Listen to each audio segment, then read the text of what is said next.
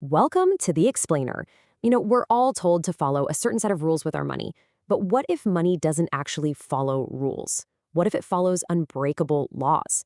Today, we're going to break down a really powerful system based on that exact idea, giving you a completely new way to see how wealth is actually built. So, let's start with a feeling that's probably pretty familiar. You're doing everything you're supposed to be doing, right? You're saving your money, you're working hard, you invest when you can. But when you look up, the financial scoreboard just doesn't seem to be moving in your favor. It's this deep, common frustration, and according to our source material, there's a really fundamental reason why. And here's the core idea. We've all been taught to follow money rules, but the wealthy understand that money follows laws. And these 7 laws, they're built on 3 incredibly powerful pillars. Momentum, which is all about time and compounding. Structure, which is about power and control. And asymmetry, which is all about maximizing your wins while protecting your downside. So here's our game plan. We'll explore that big idea of laws versus rules. Then we'll dive deep into each of those 3 pillars. And to wrap it all up, we'll finish with a simple 5-question checklist you can use to put these laws into action right away. Okay, let's jump right into our first pillar, momentum. This all starts with law number 1, which really gets to the heart of a critical distinction.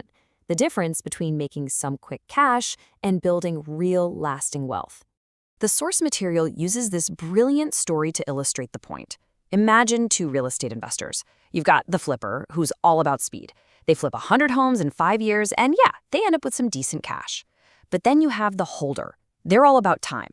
They buy 1 property, scale it to 4 units, then up to a 20-unit building. After those exact same 5 years, the holder has 5 times the net worth of the flipper. And that's the key takeaway, right? Money loves speed. You absolutely have to act on an opportunity. But wealth loves time. See, true wealth isn't just about making one good decision. It's about making a good decision and then giving it the most powerful ingredient there is, a long, long time to compound and grow. And if you want the ultimate case study, look no further. Warren Buffett's Berkshire Hathaway has achieved a staggering 5 million% return. How? Not through frantic trading, but by mastering this very law. They bought great companies and simply let time work its magic. All right, let's move on to our second pillar, structure, which builds directly on that first idea. If time is the key ingredient for wealth, the next question is pretty obvious. Who actually gets to benefit from that time? This brings us straight to law number 2. He who gives the money has the power. Now, this is fascinating. If you look at the Forbes 400 list of the wealthiest people, you see something really stark. Virtually no one, 0%, got there on a salary alone. A small slice sold a single business. But the overwhelming majority, they're what we call buyers and builders. They are the ones giving the money. And you see this power dynamic play out everywhere. Facebook buys Instagram. Google buys YouTube. Mark Cuban buys the Mavericks. In every single case, the buyer, the one giving the money, was the one positioned to control the asset, build on top of it, and capture an exponentially greater return over time. They controlled the entire structure of the deal. Okay, so this leads us perfectly into our final pillar, asymmetry. If the wealthiest people are all playing this game of buying and building, how exactly are they doing it? Well, they're not just working harder, they are using better tools. These next 5 laws, these are those tools, all designed to maximize your wins while strictly limiting your losses. The first tool is leverage, and man, it is a force that multiplies everything. Just take this simple house example. You buy $1 million property. If you pay all cash and it goes up by $100,000, hey, you've made a solid 10% return. Not bad.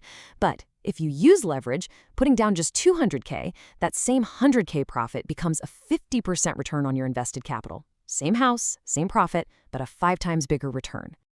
Next up, law number 4, and this one is so important.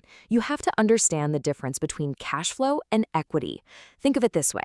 Cash flow is what keeps you in the game. It pays the bills, keeps the lights on, it keeps you alive. But equity is what makes you free. It's your ownership, your piece of the pie that grows over time. You need cash flow, but you win with equity. See, wealthy investors also get that risk and reward are not linear. They hunt for these asymmetric opportunities, kind of like a venture capitalist. A VC knows that most of their bets are actually going to fail, But they're not looking for a bunch of small, consistent wins. No, they are searching for that one outlier, that single 100x return that pays for all the losses and then delivers massive gains for the entire fund. But, and this is law number 6, a really critical rule of engagement. Seeking massive upside does not mean taking foolish risks. The principle here is simple. Never risk something you have and you need for something you don't. It's all about sizing your bets so that no matter what happens, you live to play the game again tomorrow. And this all comes together beautifully in our final law, which you can see in this simple risk matrix. When you understand the game and you have control, like in your own business, that's when you concentrate your capital. When you understand it but you don't have control, say buying Apple stock, you can invest. And when you have neither understanding nor control, well, that's the only time you should diversify broadly, like in an index fund. So, we've just unpacked 7 really powerful laws that govern how money truly works. The big question now is, how do you actually use this stuff in your own life? How do you make it practical? Well, the source material distills everything we've talked about into this incredibly practical 5-question checklist. Before you make any big financial move, just ask yourself these things. 1, can this compound? 2, who really has control here? 3, what's the absolute worst-case scenario if this fails? 4, is the potential win big enough to even be worth the risk? And finally, 5, do I truly understand this game? This simple checklist, it turns these 7 laws from just interesting ideas into a repeatable system for making better decisions. It really gives you a new lens to see the entire world of money through. So the only thing left to think about is this. Looking at your own financial life, which one of these laws are you going to put into practice first?